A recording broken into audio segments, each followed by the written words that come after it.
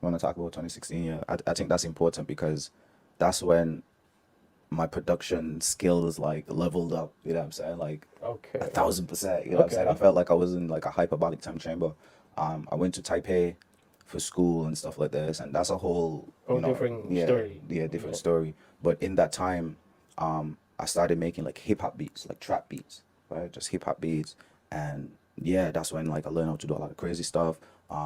Recorded like a lot of different artists, how to like run studio sessions and stuff like this. In that time, so And you taught yourself all of this. yeah, YouTube, man, YouTube. Yeah, And like I YouTube had, University. Shout out. Nah, for real. For real. yeah, YouTube, man. Like shout out to the people who are dropping those mean Yeah, man. tutorials, man. Like You know, busy work beats, just the whole lot, man. There's yeah, so many everyone, names. anyone that like Yeah, imparts knowledge onto other people through YouTube or yeah, any website for that matter. yeah, Shout out to you because you don't understand how important yeah. that shit To is. just go on YouTube and like learn how to do some stuff and then take it back and really craft it up. Hmm. So yeah, in between that time, like I really like developed my craft, like As you a know what I'm saying, producer, as a producer. what would you say some of the things you like looking back? What were some of the things that you did to sharpen like your skill as a producer? Like, what were some of the things that you got stuck on, or you get what I'm saying? Like, Yeah, well, just like producing every day, getting better with like sound selections. Sometimes it's not like, you know, how you program the beat or whatever, but it's just like the songs that you choose, different like mixing techniques and stuff like this. Um, there was one thing I wanted to say that was super important, but it's gonna come back to me. I can't. yeah, It was it'll come something back. It'll super. come Yeah, back. it It'll was come back. something It'll super come back. important. Yeah. But just overall, just not killing your creativity. I feel like that's one of the biggest things I've developed. Like, obviously, you want to like spend time and learn some stuff and craft some stuff and get technical, yeah. Yeah. But at some point, like if anything is like killing the creativity, the Oh, creative everything else. juice, like you need to Yeah. just throw that to the side and just keep flowing. You know what I'm saying? So don't get too like technical when it comes to like plugins and That's a very good yeah, one. certain things. You just like keep going, and then you could go back and tweak that stuff later. Yeah. And I'm not even obviously I'm not a producer, so like plugins don't really mean too much to me. But I know that that's a thing that like if you're a producer or even sometimes you're an artist, like your patches and all these type of stuff, Yeah. is very important to people. Right. So you're saying keep it simple. Yeah, because sometimes you're working with a computer, it's technical stuff. Maybe the computer is glitching every time you try to open a certain thing, and That's it could just like kill the vibe. The vibe, yeah. You know what I'm Kill the saying? So whole. like that's one thing I learned like when I'm in sessions or even like when I'm by myself and I'm trying to like be creative and get some stuff out, just like let it flow. You know what I'm saying? Like kind of like filter out the stuff that are gonna like slow you down or stop you from being creative. And just tighten whatever you need to tighten. Just do Yeah, I that could later. do that later. Yeah, so that makes sense. yeah, I know that. Okay, in this VST plugin, there's a crazy bass, but this one is gonna take very long to load and slow down my computer. You know what I'm saying? So let me just grab this cheap one over here, Real put the quick. bass in. You know what I'm saying? So I have the vibe, so I could put some other. You know what I'm saying? And I could Yeah. finish the beat. You know what I'm Yeah. saying? And then I could go and sauce it up later. That's pick the crazy. right I never even songs think and about it stuff. like that. Yeah, that was And that's a cool good thing. process. Yeah, because sometimes when you're in the studio and you're cooking with the artist, just imagine this, right? Yeah. You're in the beat cooking with the artist, you're cooking up the beats, and like every 5 seconds you have to stop the beat and then play it, and then stop because I'm playing. He's trying to write his verse, and like you could like throw off the vibe, and then you need to, like you just wanna like keep. It could definitely throw off the vibe Yeah. crazily if you Yeah. keep starting and stopping. Yeah, starting Your and laptop's stuff. freezing, Yeah, and it's you're like, trying to oh. pull up some plugin that's taking long to load, and like Nah, just slap I feel some bass quickly and just keep it going. I'm saying keep the creativity. Yeah. So after you stepped up your skills in terms of like producing a song, who was the first person you worked with, like in terms of like as an artist? Well, during production, like I did a lot of stuff like underground because I feel like that's how you really get good. Like you could do stuff for yourself, but did a whole lot of stuff underground. With like different like foreign artists who were like living in Taiwan, like people in my school who are me, Yeah. different artists in Taipei. And then I had an opportunity to work with this one dope young artist. Her name is called Imagine, Okay. Taiwanese. It was funny how I got this placement. I was in a studio doing a different session with another artist, Yeah.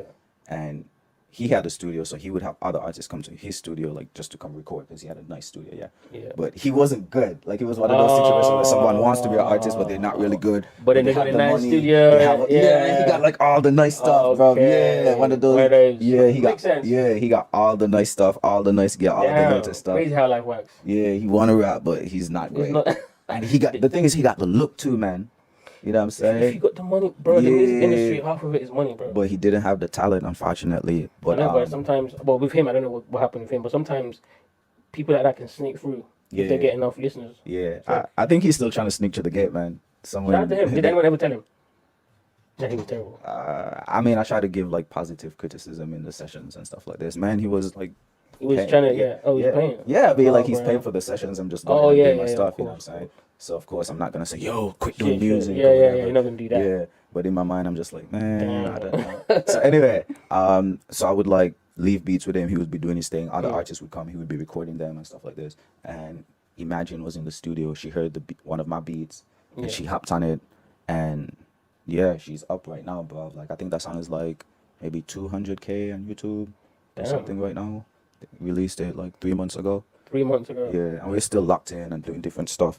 But it was super dope to lock in with that artist in particular because at the time she ended up on this national TV competition, rapping competition. Because you know, like in China and in Taiwan and Asia, like their hip hop industries, like their music industries is so like it's crazy. Yeah, yeah. So they have like mad competitions and stuff like this. So they do a lot of singing competitions, a lot of rapping competitions, and they're really like I don't want to say choreographed. They are choreographed, professionally produced, right? Like the game shows as well go crazy. Yeah, yeah. So no, it's super dope. Just so to like, what did that do for like not just exposure, but like I guess exposure actually. You just like getting your name out there. What did that do for you in terms of like getting your name out there? It was great, but unfortunately, it was like another situation where I was around the time to leave. Oh damn! Why are you always leaving places when it's about to get lit? Like, I'm trying to look at you side eye. Like, what's going on, man? Oh man, it's crazy. Yeah, it's crazy. It's kind of crazy with that one. I didn't know what was gonna happen with that beat. Fair enough. You know what I'm saying? I didn't know that all of this stuff was gonna happen with it. It was just a beat that was in the studio. Did you decide to leave before, after like all of this happened, and then the song went crazy? I was already planning. Fair enough. Yeah, Fair enough. I mean, at that point, you can't really like stop it now. Yeah, I was already planning to travel again. Travel. Okay. Yeah. No, but it's cool now. Like we're still locked in. That's what I was gonna say. Like, I guess like nowadays we're all kind of connected through the internet. Anyways, through the internet. It's not like you have to be living there.